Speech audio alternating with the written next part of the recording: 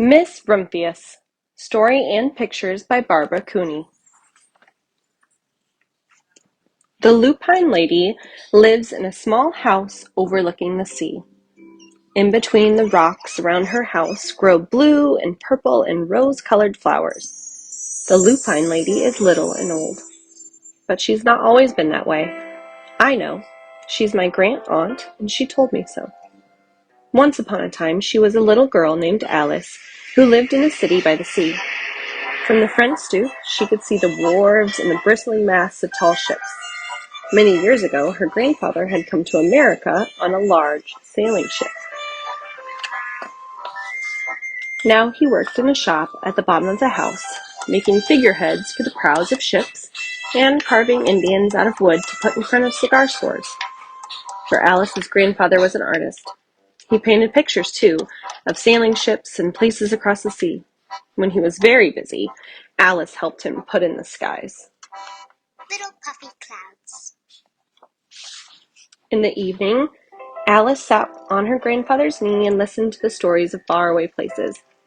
When he had finished, Alice would say, "When I grow up, I too will go to faraway places, and when I grow old, I too will live beside the sea." "That is all very well, little Alice," said her grandfather, "but there's a third thing you must do." "What is that?" asked Alice. "You must do something to make the world more beautiful," said her grandfather.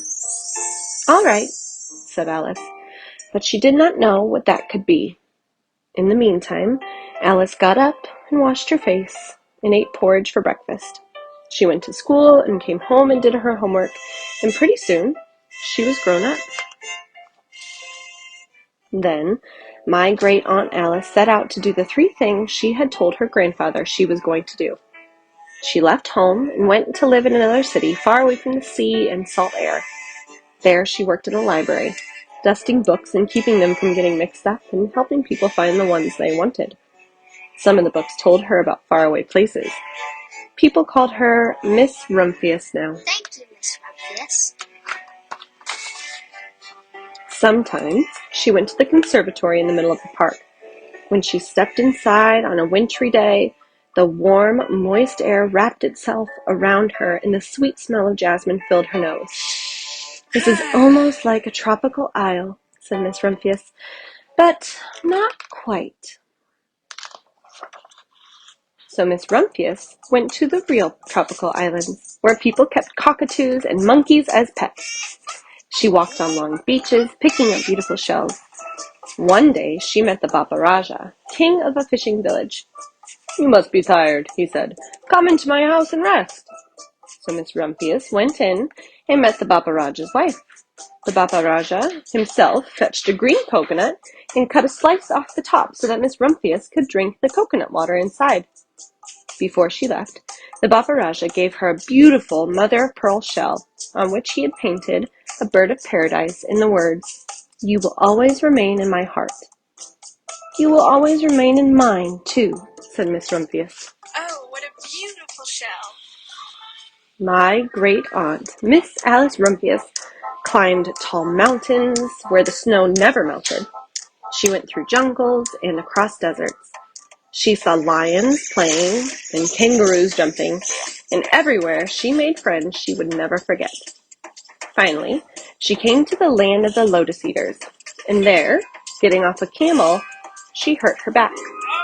"What a foolish thing to do," said Miss Rumphius. "Well, I have certainly seen faraway places.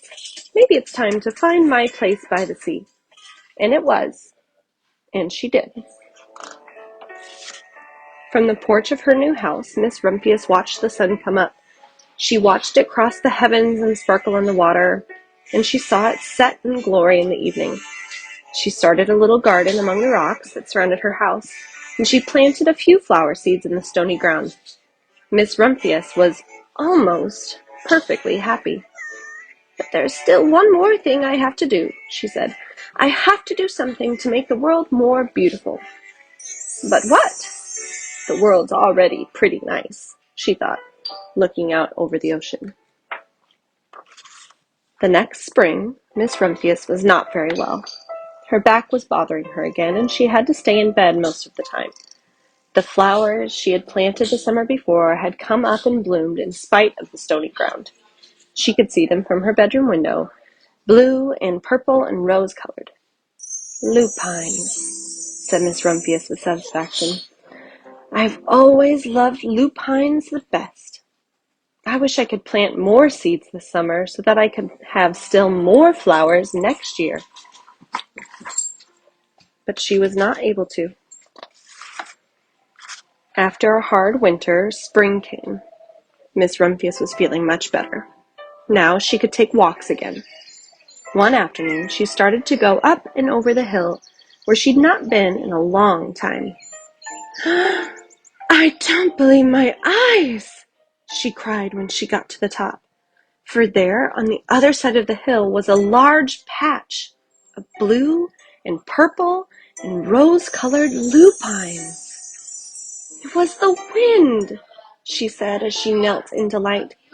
"It was the wind that brought the seeds from my garden here, and the birds must have helped." Then Miss Rumphius had a wonderful idea. I got it. She hurried home and got out her seed catalogues. She sent off to the very best seed house for 5 bushels of lupine seed. All that summer, Miss Rumphius, her pockets full of seeds, wandered over fields and headlands, sowing lupines.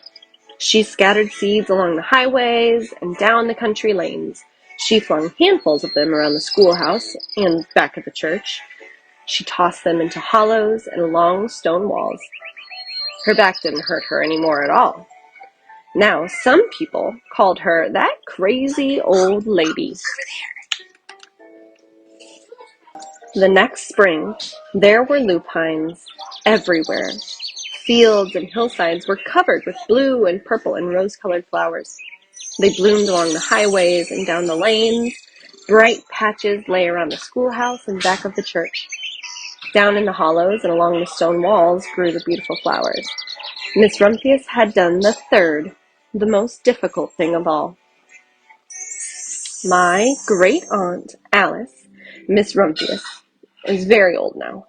Her hair is very white, and every year there are more and more lupines.